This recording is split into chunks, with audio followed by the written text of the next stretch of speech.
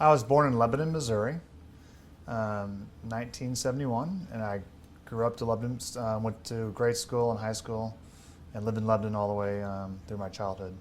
But it was great. We had a cooperage in Lebanon, Missouri, and so it made it very easy for me to go to work there every day and learn about the business at a very, very young age.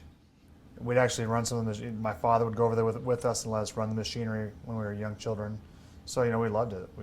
That's where that was kind of like a playground in his backyard.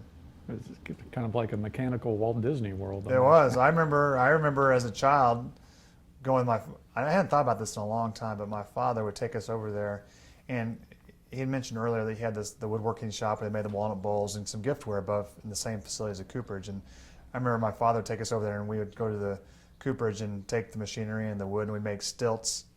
And I remember making stilts and play swords out of them at the shop.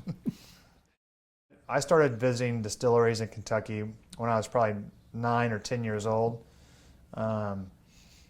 So I just grew up in the business. And I remember one customer, Pat Riley, always told people, he said, yeah, and this is why I'm like doing business with Pat, 35 years later. Pat would say, yeah, I met Brad in his Little League baseball uniform. It's the first time I met Brad, and he's explaining this to a person. I was 35 at the time, whatever. So, I knew the customers, from the time I was in Little League uniforms till today, a lot of the same people. So that's 35 years of relationships and history with individuals in our business, our customers.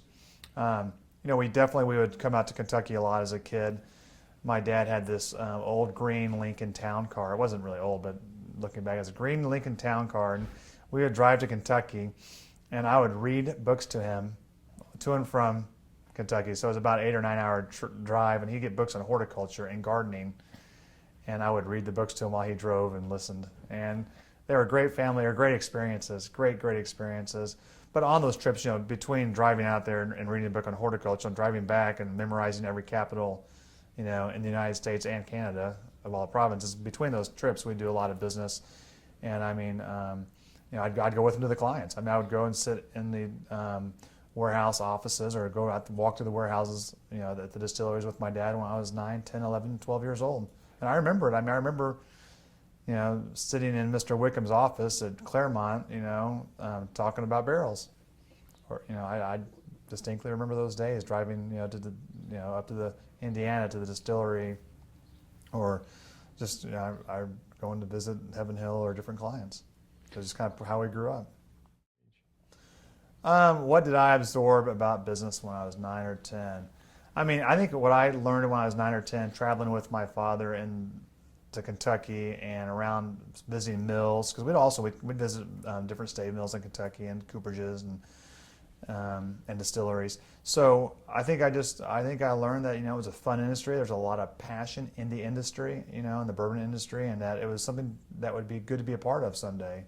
That's the impression it left on me.